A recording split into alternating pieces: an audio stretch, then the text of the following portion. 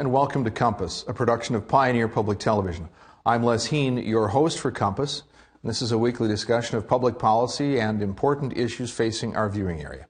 This week, how people in rural areas are working to maintain or improve water quality. A lot of attention, of course, has been focused on agriculture and water quality in streams and rivers. Others are focusing on water treatment systems and groundwater resources. And later, we will also hear from a few people who've attended Minnesota Governor Dayton's Water Quality Summit.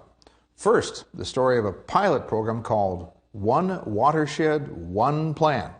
Here's Pioneer's Laura K. Prosser with more on how that pilot program works. One Watershed, One Plan is a comprehensive planning at the local level that allows for strategies in the efforts for better water quality. This pilot program will ultimately lead to implementation and changes on the landscape in 5 different watersheds across Minnesota. There's a shift from looking at what the Clean Water Act is saying about point source pollution.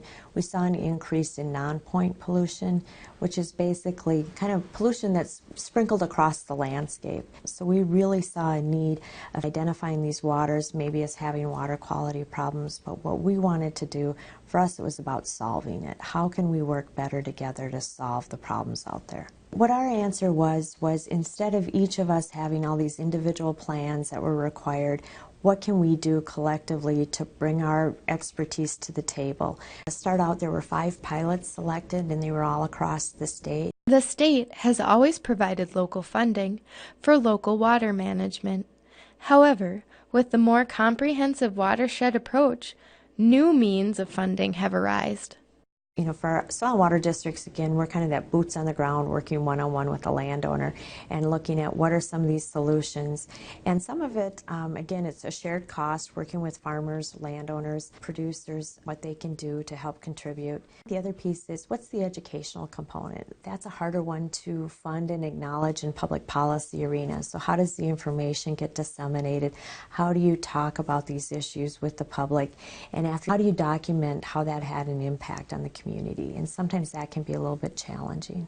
The 5 pilots are just in the planning stages of the entire project. They are focusing on local outreach and gathering research to better understand what's next. The challenges are, for a lot of the water quality issues, people will debate the standards. If you're not directly utilizing that creek or that water or that river, sometimes you might not understand how, 20 miles away, the work I'm doing here as a landowner has implications for that water. So it's a connection issue.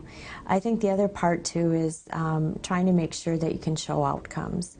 What we saw was really bringing in science to the decision making, using tools that help measure if we do these type of best management practices, this is how much it improves the water quality. So again, it's a better understanding of saying, we're getting more sediment loading from this part of the watershed. Then you can zero in on the solutions better.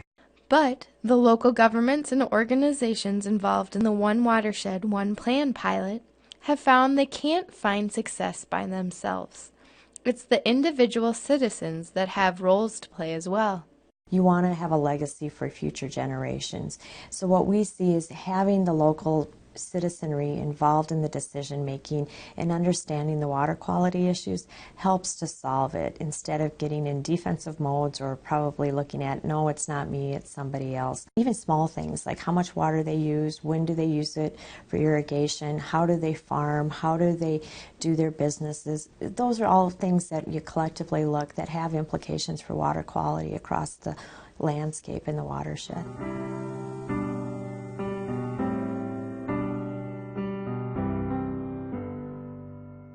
While working on this week's episode, Pioneer got the opportunity to tour the Minnesota Smithsonian Waterways exhibit. This exhibit travels all over our region and partners with the Minnesota Humanities Center in their We Are Water Partnership exhibit.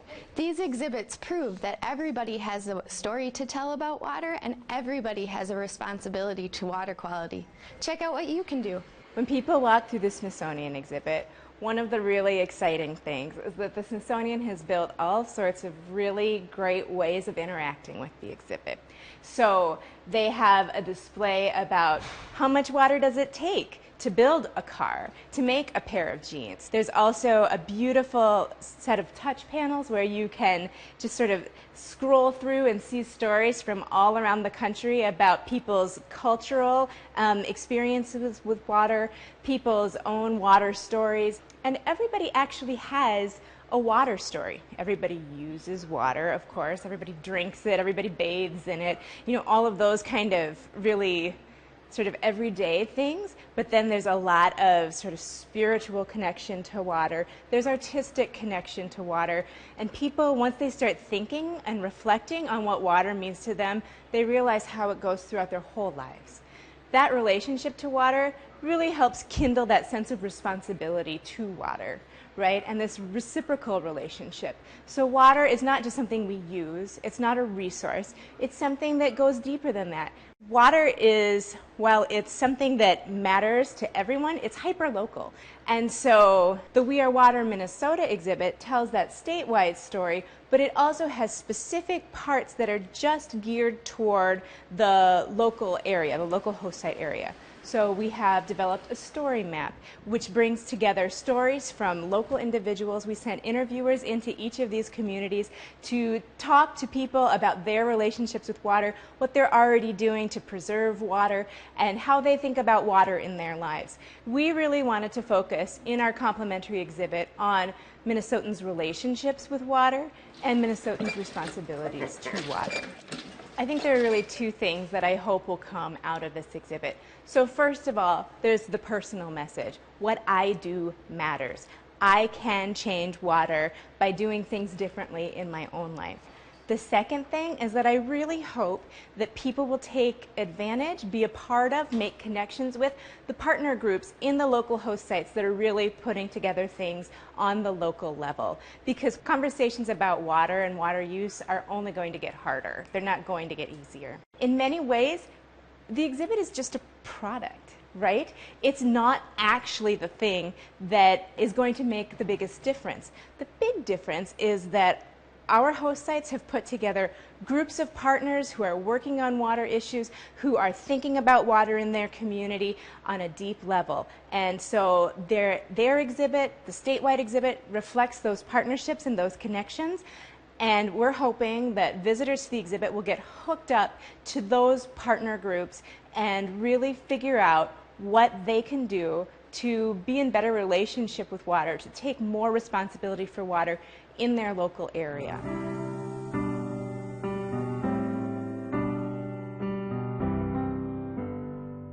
With us now to discuss other regional water quality efforts in our region, we have Dave Ladd of RDL and Associates, and also to talk about some watershed efforts throughout the area is the Minnesota Pollution Control Agency Watershed Division Director Glenn Skuta. Glenn and Dave, thanks for being with us. Thanks for inviting us. Now, we should add, Dave, I want to start with you because in your work at RDL and Associates, you've been around agriculture clients, government relations, water quality, lots of public policy issues.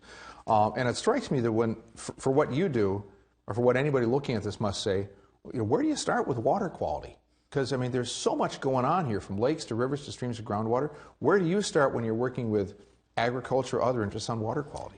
One thing I learned a long time ago in the public policy arena is there's about 7 or 8 or 9 different sides to every issue. So first you have to kind of try and disassemble, what does this really mean? And what I've found too is we're all in this together. If it's an issue such as water quality, it might be, it's municipalities, it's businesses, manufacturing, agriculture, obviously, lakeshore owners, whether they be seasonal or year-round, what have you.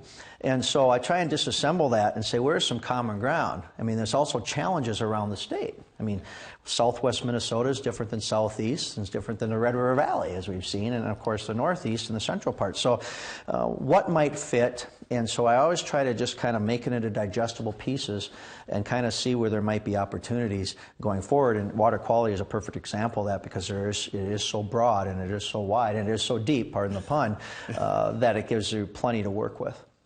And of course, Glenn, with your job in St. Paul, you've got to work with watershed districts all over the state. And even though we call it the land of 10,000 lakes and we've got water, you must have some tremendous differences in what you have to deal with across Minnesota, right? Absolutely. I mean, we are certainly a state blessed with a lot of water, 12,000 lakes or so, 90,000 miles of rivers and streams. So there's a lot of water here. Obviously, Minnesotans have a strong water ethic. We love our water to fish, for swimming, canoeing, all sorts of recreation and such. So yeah, we're very blessed here. So how do we define water quality? I mean, if you're talking about a wastewater treatment system and what that does and the output there, or whether it's a municipal treatment system, how do you start with defining what water quality really is? You start really with talking about what are the uses that we want our waters to be able to support. So we want them to be fishable, swimmable, drinkable, that type of thing. And then we have to look at, well, if we're looking at particular pollutants, chemicals in the water, that type of thing, what level is natural, what level is tolerable, what level is too much, and then those waters don't support those uses anymore. And so, once you look at those definitions, it'd be interesting to take a look at, what sort of progress we have made. Because we hear a lot about the progress that we need to make. But what progress have we made in water quality, let's just say over the last, 10, 20, 30 years? Yeah, we have a system, and we had a system in place called the Minnesota Milestones Program, where we monitored the condition of our streams at about 80 sites scattered all over the state. Going back even to the 60s in some locations, we've looked at what are the long-term trends and what are the short-term trends. And on the long-term trends, we've seen more improvement than on the short-term in general, but some very good improvements in things like the levels of ammonia in our streams have gone down just about everywhere. Levels of sediment or dirt in the water has gone down significantly in a lot of locations. Phosphorus levels have gone down. Where we see the most problem right now, still seeing increases, is the nitrate level in our streams at this point. So a lot of the gains we saw from the wastewater treatment era, where cities and industries really cleaned up the wastewater they were discharging, and those are some of those long-term trends where we see improvement. In the shorter term, the trends are more flat now that those gains have already been accomplished, and we need to do more work on the what we call non-point sources. And so, Dave, from a policy perspective, broader policy perspective, I know before the show started we were talking about going back to the Federal Clean Water Act of 1972. So even though we're talking about the last 20 or 30 years of these gains, aren't there some big ties to the federal action and that started this movement? Well, absolutely. Like I said, the Clean Water Act obviously governs a lot of this, whether it's in Minnesota or what are the competing states. Well, every state has the Clean Water Act to manage, but states don't always do it the same way. Minnesota has been more active in that area, and so the question too has become, where are the resources coming to, say, upgrade a wastewater treatment facility, for example. Again, I've used this reference all the time, but my hometown of Hutchinson, when I started working there in the summers during college at the wastewater and the water treatment plant, we had the old 1960 era plant, right? That was the first 2 years I was there. The next 2 summers or 3 years, we had a brand new, state-of-the-art wastewater treatment plant. That was 1987 or so. Now that is outdated, by and large. New technologies come online. The Clean Water Act requirements that are from 1972, they have certain standards, and they go to those facilities and the resulting technology. But the funding stream at that time was, as you mentioned, the federal government or federal funding. Now we have a whole host of other funding options and funding streams. So I try to look to follow that where, say the Twin Cities, for example, they have a certain tax base to manage that, which is different than Appleton or Hutchinson or Montevideo or wherever you want to hang your hat. And so you try and look at what might work for that area and what are the best technologies and what are the best resources that maybe can go to that area to try and measure outcomes. Yes, and we talk about measuring outcomes. I mean, isn't that a key part of this, is that if you go back over time, one of the things you've seen is that the data has become much more finite because you can do more measurement. And so what are we really learning about measurement, and what is that telling us about water quality? We are seeing, again, some very strong improvements in the data, in our streams and in our lakes, but we're also seeing areas where, we're continuing to see decline. On the whole, we'd say somewhere between 40 and 50% of waters of the state are in an impaired condition where they're not meeting those standards that we would like to see them meet. We haven't made it through our first 10-year cycle since the Clean Water Land and Legacy Amendment passed and the monies came through to give us a complete assessment of the state, but that's about where we're at right now. Yeah, and I would think for our viewers who may be in South Dakota or Iowa or other places, the Clean Water Land and Legacy Amendment passed in 2008, and it assessed an increase in sales tax for 25 years in Minnesota, and a dedicated portion of that goes to water quality. And I think, from what I remember the polling data, it seemed to be that was a huge issue for voters. Water quality was top of the list, right? Yeah. That was the driver for people passing that amendment. This is part of Minnesota's water ethic. 2008, when that went on the ballot, as the timing was, that was when the global economic crisis was really starting to hit. There had been a gas tax increase a few months earlier in the previous legislative session, and a lot of people thought, well, there's no way this is going to pass on the ballot given these factors. It also requires someone to vote yes on it, not just if it's left blank, that counts as a no. And yet, it was pretty strong. I think it was 56 to 44 or something like that. It was a strong support for it. And so we have a lot of resources that are going to wastewater treatment, as well as agricultural, best management practices, all sorts of activities to clean up our waters. And I think one of the huge issues, you mentioned growing up in Hutchinson, working the water plant there, but we see community after community where they're looking at the size of their community, the tax base of the community, and they're saying, oh my gosh, we have to spend how much on a water treatment plant for 200, 300, 400 people? So we're talking about something that, at least for communities, has to be a massive public investment, right? It is. And the governor has some initiatives on the table right now in this legislative session to get either bonding money or other funds to help these small communities with meeting the requirements that they need to meet to protect the waters. But I think, as Dave is saying, there's that calculus of cost and benefit that has to go into that. What is the technology that is needed to protect the water? But what is affordable? What is reasonable for the size of community? But or should a community put pipe in the ground to get to the next community where they do have a larger treatment plant? We've seen that as well. Yeah. Again, it's that resource allocation piece, and how do you want to slice that pie, whether it be at the federal level or here at the state level, with those funds. And of course, those are questions that are asked at the legislature all the time, and they get tied into tax packages. And talk about the Legacy Amendment. Well, obviously we had, that was what was voted on, but in order to get the critical mass to get it through the legislature, obviously the metropolitan area wanted to have their certain pieces and the arts and what have you. And so I think when you look at those resource allocations, and then the outcomes, again, if Hutchinson again, or Montevideo, or whatever city you want to name, makes an improvement in their wastewater treatment plant, that measurable, it's the measurable outcome there. You can tell that's one source right there. But you may have 20, 30, 35 farms in a watershed who have individual operations or on different types of land, have different types of management practices, and they may have improvements on their particular operation, but how do you get a measurement of those 20, 25, 35 individual farms who have also contributed to improving water quality? It's kind of what data set are you using at what given time? Yeah, and there's also part of this, also the idea that at least in Minnesota, people are looking to some other states and saying, oh, that over in that state didn't work too well. How do we get ahead of that? For example, other states where you have municipalities that have sued agricultural interests upstream, and it's gotten ugly. And so here the idea is, well, let's try to stay ahead of that. Are we seeing that sort of thing?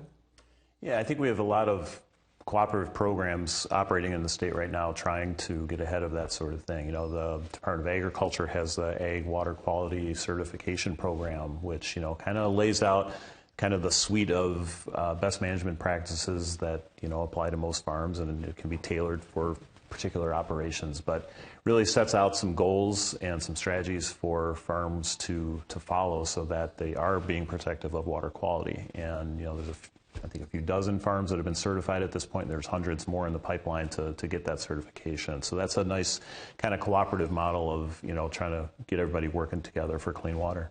Yeah. So as you look at the entire state, and both of you are familiar with the whole state, you've been here a long time, worked in these different regions. There are different ways to allocate resources. You mentioned resources. So is there some part of the state where you think the resources really ought to be allocated the most because of some of these changes in water quality or where they are?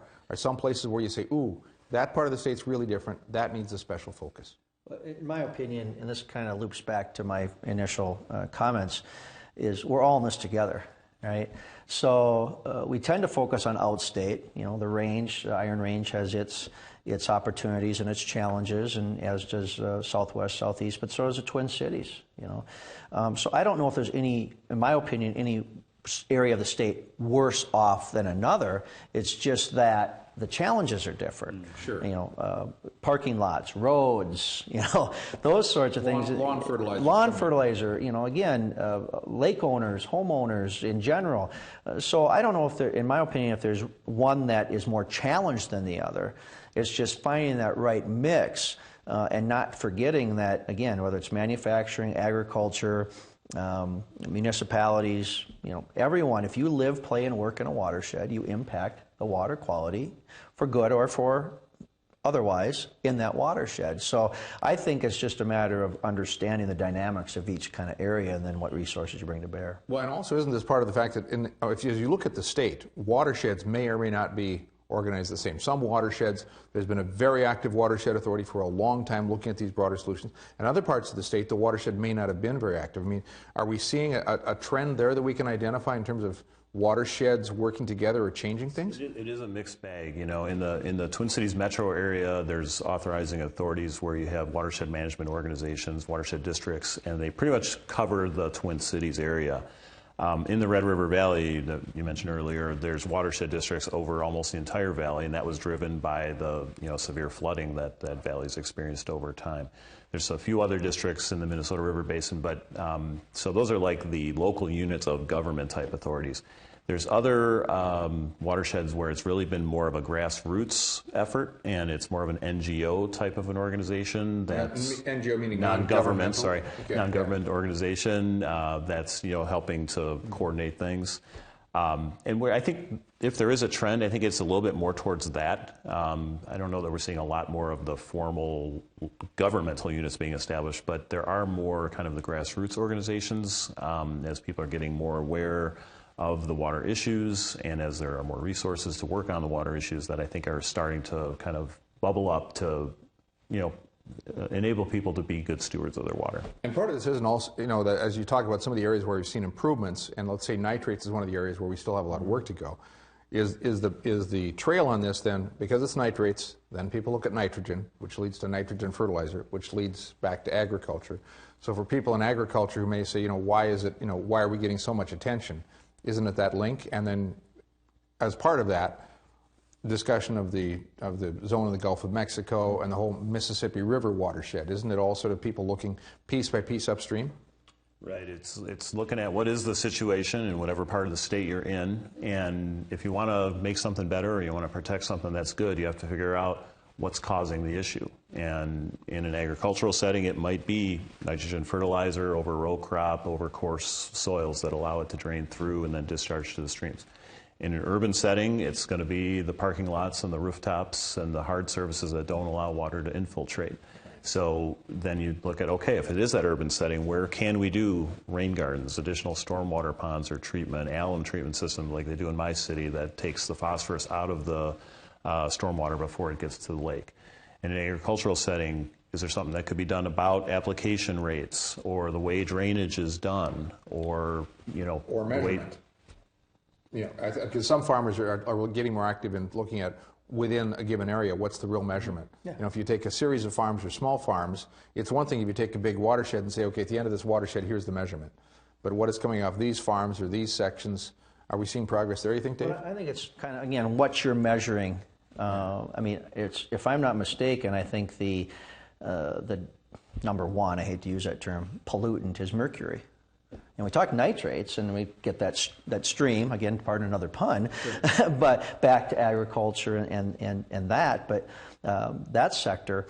But, there's mercury too. It's kind of what we forget about and what we're measuring at the time and how we want to measure it. And then I think you go to again, back to your soil and water conservation district piece. The outstate areas are familiar with soil and water conservation districts. and you'll see entities engaging, either to run for those positions or whatever. You know, I live in Dakota County now, in Apple Valley. We have every seat on that Dakota County Watershed District is open. How many people know it? You know, how many of my neighbors, and the only reason I know it is because I do this for a living. I monitor these, I watch these issues, I follow these issues, I comment on these issues. I'm maybe the only guy in Apple Valley that knows and the incumbent that knows that exists and that those are areas where decisions need to be made. Well, I know, of course, we did a show just a little while ago about buffer strips, which has, of course, been a hugely important issue and gotten a lot of attention about buffer strips as just one possible approach to water quality issues. But over the final closing minutes of the show here, I'd just like to know, where do we go next on water quality? Because whether it's fishable, swimmable, drinkable, or whether it's groundwater, stormwater, water treatment, what's next in water quality policy development in Minnesota? And Glenn, I'd like to start with you. Okay, I think a huge thing in both the rural and urban settings is water volume management.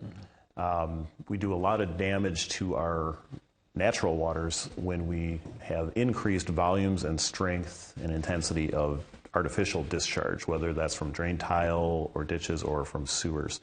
And so keeping the raindrop closer to where it falls, infiltrating it into the ground, that type of thing is a huge water quality benefit in all sorts of ways. So I think drainage water management globally, that's a big thing we need to really address. So drainage water management is big. Dave?